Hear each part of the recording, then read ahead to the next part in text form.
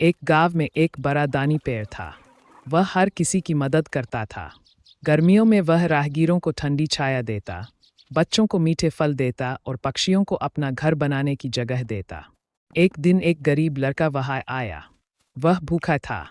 पेड़ ने अपने फल गिराकर उसकी भूख मिटाई। समय बीता, लड़का बड़ा हुआ और लकड़ी मांगी। पेड़ ने अपनी टहनियाँ दे दी। आखिर में पेड़ सिर्फ ठूंठ रह गया, लेकिन खुश था कि उसने दूसरों की मदद की। सीख: सच्ची खुशी दूसरों की मदद करने